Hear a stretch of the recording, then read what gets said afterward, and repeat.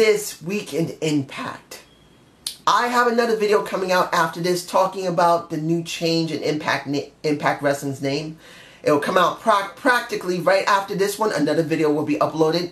I don't know how long it'll be, so watch for that. But what did we get in this show? We got a lot of stuff. Is it great stuff? It'll be up to you guys to decide what my review says. Alright, let's get to the end of the show. And it's Alberto versus Lashley in a title match that I thought should have not happened so soon. The opening of the show wasn't bad. Seeing Alberto El Patron with his younger brother and his dad talking about how his brother's going to be coming to Impact. And then seeing his mentor, his best friend, the person that he loves so much, his dad. That was a nice something to see. I mean, you could have just made that very short and then moved on for the rest of the show. But then Lashley came out, insulted his dad smacked him in the face, and pretty much Lashley insulted him, he insulted his dad, and he wanted his match that night, which I felt was the worst thing they could be doing. They're doing exactly like WWE does. And I found that to be a dumb mistake. I understand they don't have a monthly pay-per-view like the WWE. I'm not saying to have one. But if you're stretching your pay-per-views out like you just did Slammiversary, you're going to do Bound for Glory, why don't you take a month or two to build up a real feud? I know it's not easy, but come on. It would have been better to wait at least 3 weeks to a month before you actually had these guys actually face off again. Make it important and relevant. But what did we get? We got an okay match. And my girl, Tank Top Girl, was there. This is, I think I have a picture of her. I could not get a clear picture of her at all. Every time when it came close to seeing her, they cut away. So the picture that, I'm going to put it in my face right now. If I do have one, I hope I still got one. If not, well, sorry. But I wanted to get a picture of her, but I couldn't. You'll have to see an old picture of her with Lashley. In the end, I felt this was not necessary. It didn't need to be rushed. Especially when it came to LAX and their promo before saying that there's going to be a member of LAX coming in. Of course we knew it was Alberto El Patron. But they could have stretched it out. And I truly believe they could have waited at least 3 weeks. Or at least a month before they revealed it. But I felt this was not the wisest thing to do. Particularly after the match was over. LAX came in and beat up on Lashley and DQ'd the match. And they lifted up AEP and he was literally wiped out. The man couldn't even walk. And he's supposed to be now their new poster boy. Now there's two things I'm thinking about. One, this could be a farce. They could be lying about it, and Alberto's going to say later in the next Impact or Impact after that, he said, look, I'm glad I don't want to be a part of you. He said, come on, man. You know we're right. This is how it is. This is where it's supposed to be. The Latin American Exchange always teams together. And he pretty much says no. He says no. And then they go after him and they have a feud with him. And he'll work with Lashley, of course. But eventually Lashley will go and have a real match with him later. I truly believe that would be a better situation than AEP actually becoming a member directly like that. I just feel like after what I just saw with him just practically falling on himself, that he wasn't practically conscious. If he just says, oh, that's right, Holmes, we are the Latin American Exchange, would be dumb. So there's a possibility there is an actual good angle with this, that he was so wiped out, he didn't know who was taking him out of there. And then the next week, he's going to say, look, if you wanted to help me, fine, but I didn't need your help. I don't need to be part of LAX. I think that would be better. That's just my point of view. Now, what we got with Josh Matthews, with Bruce Pritchard, and the Pope. I had to mention this because this was a question for me. Will this end? Bruce made it very clear. It's over. You guys mess with each other, you're fired. Josh, you're fired, JP. And then he didn't like how the Pope was like, well, I'm glad. And then he says, you'll be fired too. And he said, I ain't doing nothing. They've been getting at me. I'm the middleman. He said, I don't care. I'm going to fire everybody. So basically, supposedly, it's squashed. And that's the best thing to do. If they brought back Don West to do commentary and then take maybe Josh Matthews out or JB out, I would be alright with that, because I did see that Don West was very good. But I felt that Roberto Flores was not as good. And I know a lot of people say he meshed well, but for me, he didn't really mesh that well. He felt like he was a little bit green about it. Wasn't he was bad, he just felt like he was still inexperienced in dealing with like a wrestling match compared to a fighting match in MMA or something. So that's just me. But that's been dealt with. Now, we got an 8-man tag that I felt really made no sense. You know why? Because we had the Veterans of War coming back with Guido and Eddie Edwards. What happened with Eddie? Eddie was supposed to be off the heels of an amazing match at Slammiversary. Now he's working with the Veterans of War and Guido. How the mighty have gone from here? It would have made more better sense to do something with him. Other than that, put him in the X division. That might have been more better. But as it stood, it wasn't a good match with the guys from Crash dealing with Eli Drake. Eli Drake. And I probably put a picture of him with the title, because as it stands right now, he just looks like a jobber. That's just how I feel. But anyway, did I care about the match?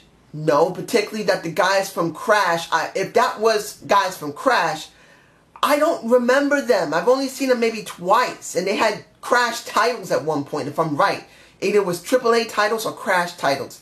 If they're on the main roster, it would be really nice that you do a promo segment with them, but you haven't. So that means they're not a part of the roster, so I don't know nothing. Faces, was it the Faces who won? I don't even remember. I don't remember who won. Was it the Faces who won? What was it? I think it was the Faces who won, but the only thing that was a little different was Joseph Park coming out to see Grado, and Grado having to be escorted out of the ring, probably because his green card has expired. We're going there with him? I truly wish that Impact would sponsor Explosion and put it on YouTube. Because you can throw Guido and minor wrestlers there to give them more credibility, because not everyone can get pop. I keep saying this. Put Explosion on your main channel the day after it airs on Pop. It's still your license. You can still throw it on there. I believe that's what they really need to do. There's a lot of people you don't see on the main show. There's just not enough time. So why don't you put... I have to say, you got to put Explosion on YouTube the day after it airs on Pop. It really needs to be done. Because I don't know who the hell these people are. And if you are sponsoring Noah on Explosion, if you're sponsoring AAA on Explosion, and if you're sponsoring Crash Wrestling on Explosion, like their wrestlers are all being there and you're getting to see them, how the hell is anyone going to know anybody that comes on the main roster if they don't see them? Not everyone can get Pop or Anthem. In the United States, it's not in every television channel, like in New York, from what I understand, that you can't get Pop in New York as far as I know, but I don't have cable. I would love to see more of Explosion. And I did find a place that did air it, but that's on, what is it? Daily Move. Not on YouTube. YouTube is more prevalent. Put it there! Please. Anyway. Let's move on to the Gail Kim announcement. She's supposed to announce something next week. I gotta admit, she looked nice in that dress. She did. What is she gonna announce? Who knows? Maybe she's going after Sienna. Maybe she is retiring. Maybe she's going to be presenting the new women's title, which I don't know. Whatever. It's hard to tell what they're going to do. But she is announcing something. Hopefully something good, not just something average. Matt Sydal versus Sanjay Dutt. Here's a problem. And I know a lot of people said that. I'm sure a lot of people are going to say, well, that was a great match. Yes, it was. It was not an incredible match, but it was a great match. They both work very well in the ring. They probably have wrestled each other a couple of times before. Here's the problem. I want to see Sanjay Dutt with a feud. That's what I want. It's not the point if you can pull it off or not right now. The point is he should be getting one. He is the X Division champion. He should be getting a feud. Now, mind you, Trevor Lee attacked him afterward and then stole the title. Is that great? I don't know. It depends on how they're going to sponsor this. I don't know if they're going to sponsor this. I don't know if they're going to do anything important with it. I just know they did this with Trevor Lee and with Sanjay Dutt. I am glad to see Sanjay finally get something he deserved. Whether he can keep going with it is going to be a question of Impact. GFW Impact is actually going to push him. And if he has the skills, mic skills, and the charisma to make it work.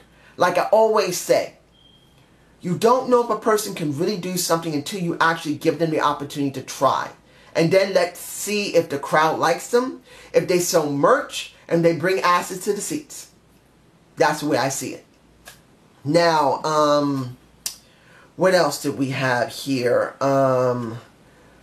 You've got Sienna versus Rebel. I have not seen Rebel in a while. Supposedly she was in Japan. Good to see her.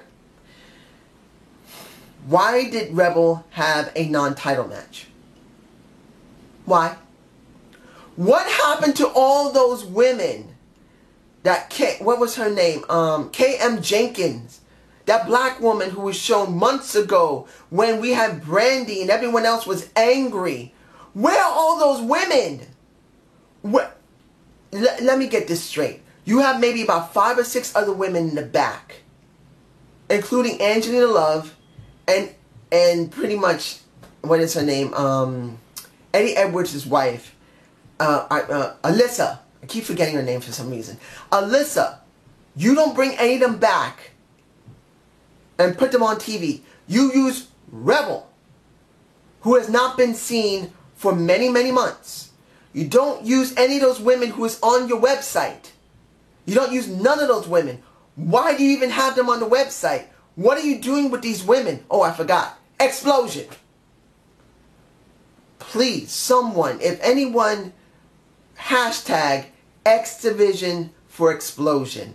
Knockouts for Explosion. Or better yet, Explosion for YouTube. Please, someone hashtag it. I'm not a Twitter guy. Hashtag one of those 3. Something. Because this is ridiculous.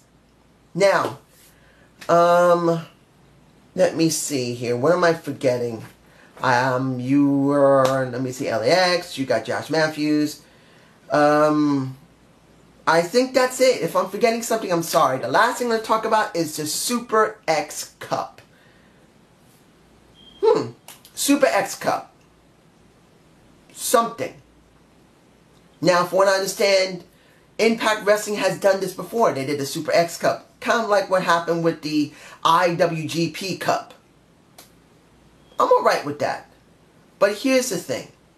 If you're going to do something like the IWGP Cup in New Japan Pro Wrestling, or the Cruiserweight Classic Cup in WWE, you're going to have to do something a little bit more special after a certain amount of time.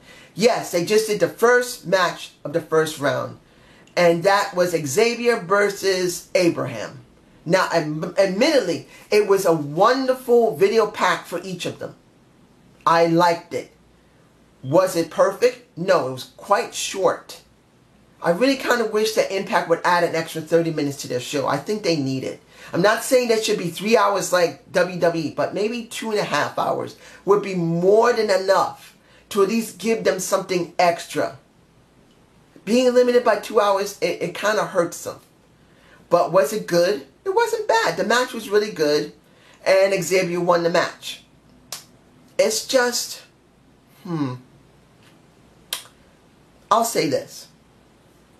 Seeing a tournament is not something new we get from Impact. They've always done it. Seeing that using this as a tournament, if it's something they did maybe more than 7 or 8 years ago, maybe 10 years ago, it's nice to see they bring something back that was very effective. But here's the thing. You got people that are coming in from Noah, coming in from AAA. There's a guy there, I forgot his name. I don't know what his name is. His picture's right there. He had some type of slime in his mouth that was pitch black. He was sucking it up and down. That was awesome. But the problem is, I don't know who the hell he is. And since Impact is supposed to be joined with Noah, joined with Crash, and joined with AAA, we don't see anything of these guys. They don't once in a while give us a promo about their affiliation. And if they're doing it on Explosion, thinking that everyone's just going to watch it when they know 100% that not everyone can get Explosion, what are they thinking? I'm just like, the Super X Cup is a good idea, but then Super X, so? I just think so, because these people are total unknowns and they're only around as long as the X Cup is around. Or at least as long as the X Cup is around on Impact itself. When it comes to Explosion, maybe we see a whole ton of them, but no one can get Explosion all the time. And I did find one place that I can see Explosion. But it's not on YouTube. It's on Daily Motion. If that's the name of it. I found it. I found someone who publishes it over there. But it's not like they announce it on Impact YouTube. It's not like they announce it on their website. And this is what kills me. You want to make your company better. Either you start releasing Explosion on your channel or Explosion on your website. Give it free once it's aired. A day or two after it aired, give it to the people free. So they know what else is going on with Impact Wrestling. Because as it stands, no one knows what's going on. No one doesn't know these people. And the more you don't know these people, and then you throw them on screen, and you think they're going to be interesting, it won't work. But as it stands, was the show bad? No. And oh, almost forgot, EC3 may be going after the belt for the Moose. That I do agree with. And oh, McKinley, oh, that she's beautiful. I'm not trying to be disrespectful or anything, but she has a beautiful body. And she's very pretty. She also looks like she might be getting pregnant. I could be wrong. But when it comes down to it, wasn't a bad show, but I wouldn't recommend seeing it twice. I wouldn't. I mean, the Super X Cup first match was good. You could actually see that. But as it stands to watch the entire show, it's not worth it. It isn't. But I would say it was an okay show. And this is another episode of Zane's View. Please give me a comment below. Watch for my thoughts on GFW and the new name change. I will be posting it after I finish editing and doing this. You'll probably see within an hour. Maybe, if I'm not exhausted. Have a good day. Have a good night. Peace!